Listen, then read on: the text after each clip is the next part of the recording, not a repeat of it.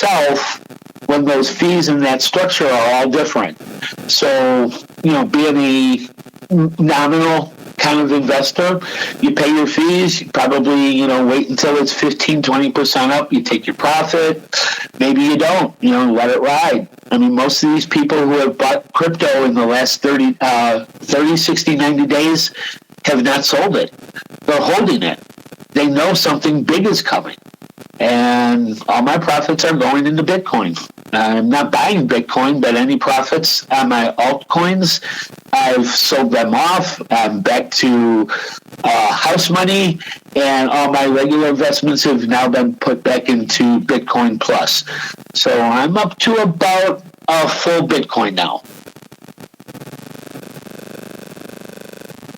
And it's about to double, triple, something like that in the next 30, 60 days. There's a pattern that they've been following, stock to flow pattern and something called a Wyckoff pattern, where they figured out how the science of how money moves works.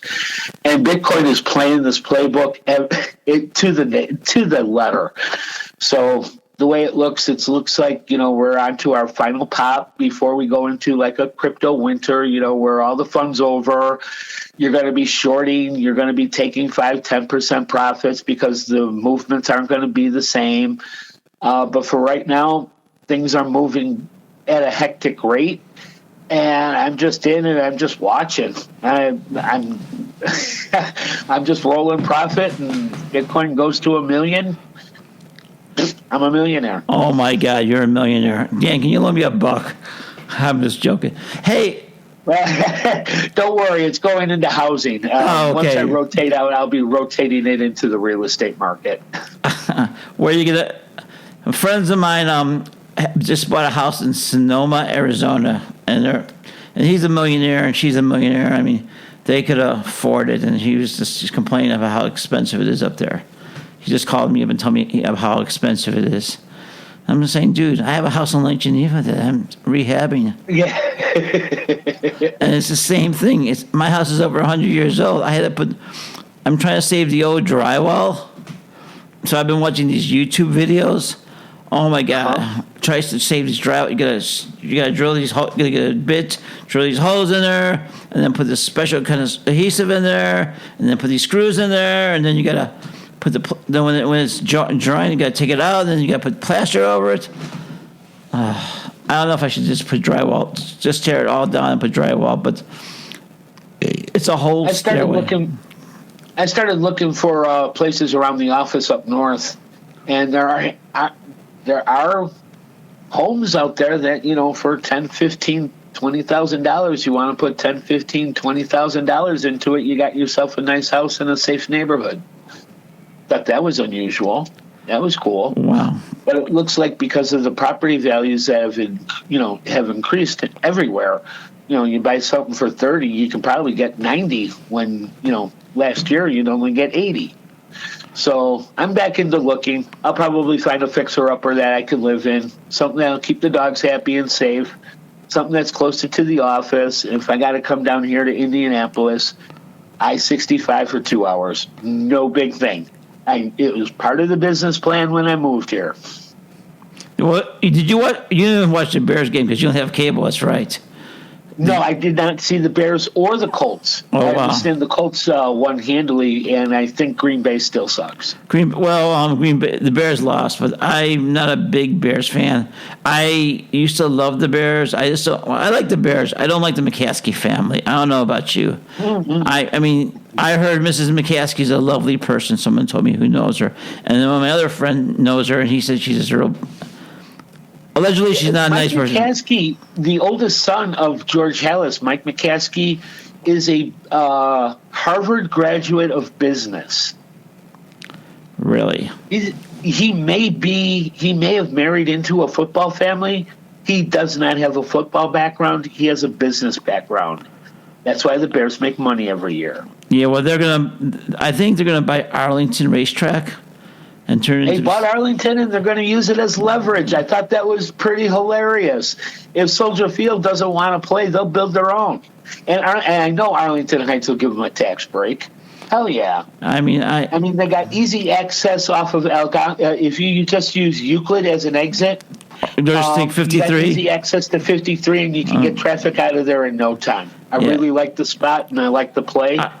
And if they want to build out because, they can't get a decent lease out of Soldier Field, they'll move on. It's McCaskey. He's a businessman. If he can save $100,000 by moving the team, he'd do it. I mean, yeah. I mean, it's going to be the Arlington Heights Bears, not going to be Chicago Bears. But I mean, there's like the New York Arlington, and they're ready. With the Arlington Million, they've had years of practice trying to move a ton of traffic. In no time. That's true too. I mean, the Bears looked pretty bad on the game, and Green Bay sucks. I mean, a friend of mine said Green Bay still sucks. I mean, yeah. So that's all going on. A lot of Packer jerseys in Soldier Field. Vegas. Oh, I got to Vegas. It was Bears versus Las Vegas. The Bears were in town. I just landed, got to the hotel. I'm watching. I'm walking past the bar, and it's like, "Ooh, that's a Bears helmet." And we were kicking a field goal or something. He had missed the field goal. But it's like, oh, and everybody looked at me like, you're disappointed the Bears missed that? Oh, yeah, that's right. This isn't the L.A. Raiders anymore. It's the Las Vegas Raiders. Yeah. It was like, oh. I want to know what the Raiders stadium looks like because Vegas is hot. So I was wondering, with all that equipment, it must be an indoor stadium with air conditioning or something. Vegas, yeah, I think they call it the SoFi. I think that's where they play. I didn't get a good lay of the land. John Gruden, he blew up while I was there.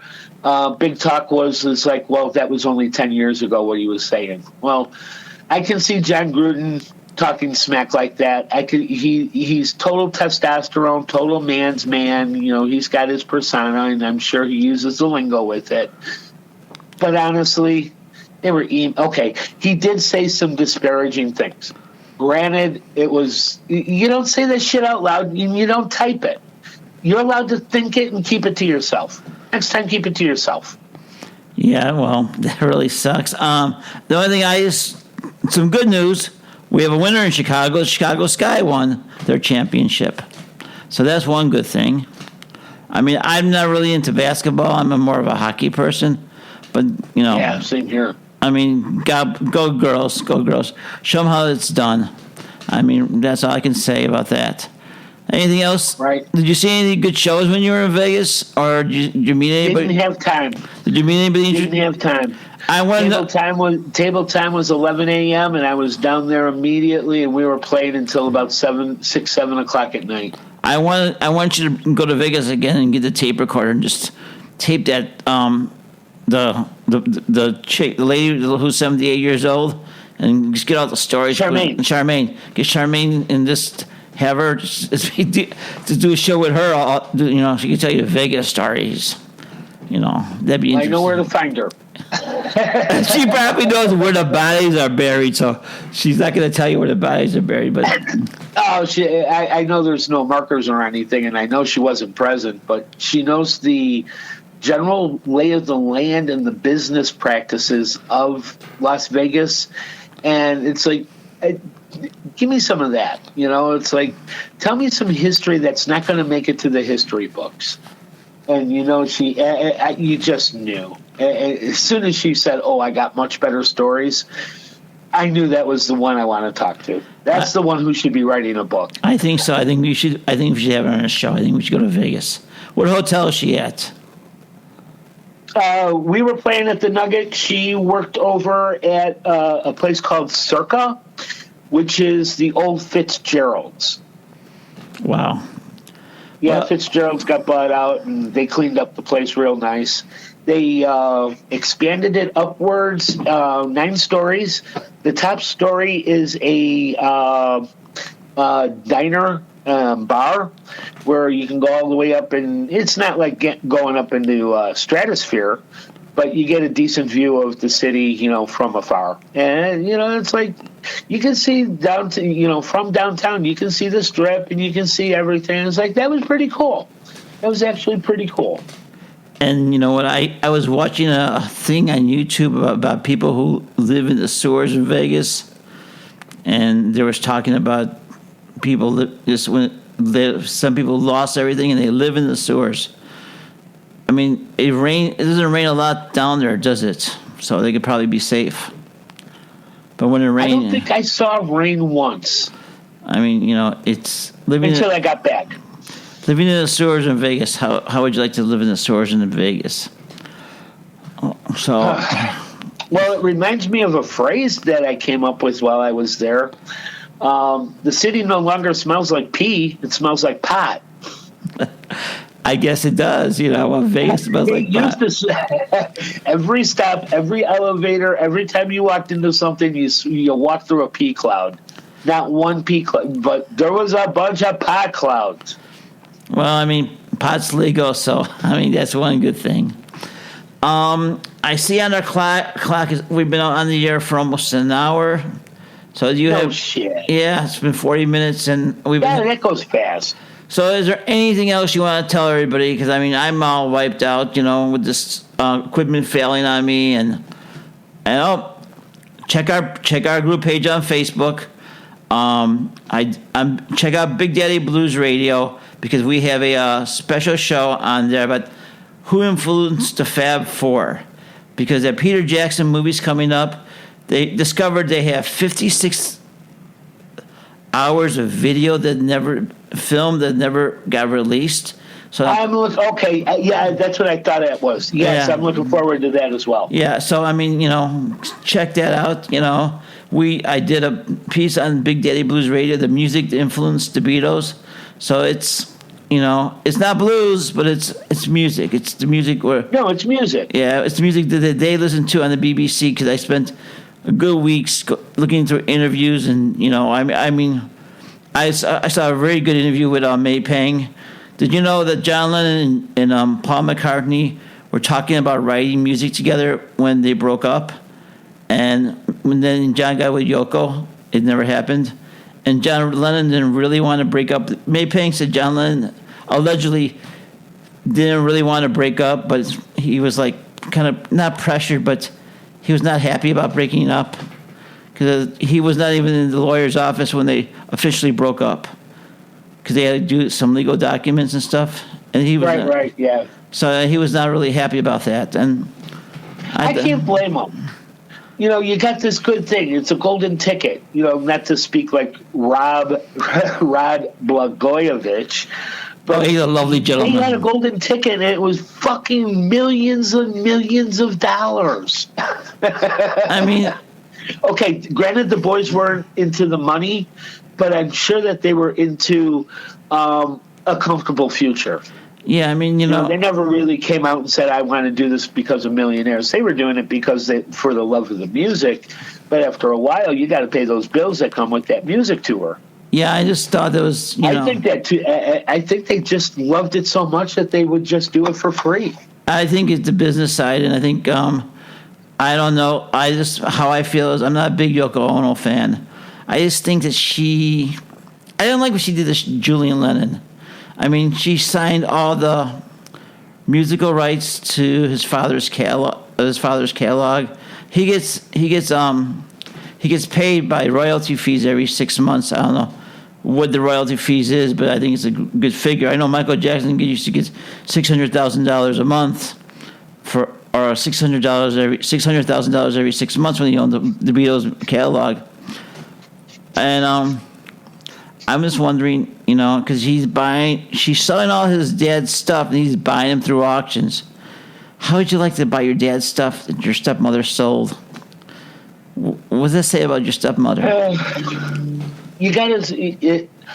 that point, you got to support yourself and make the best decisions in the time. It would be hard to not lease it out and be on Easy Street, because just leasing out one song would probably pay, 2 months worth of bills for the month. There's a little extra, there's a little left over.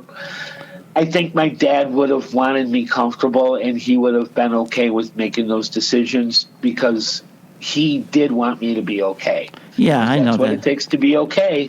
That's what we play, it plays. Yeah, I agree with you. I don't know. I'm overthinking things. I don't know.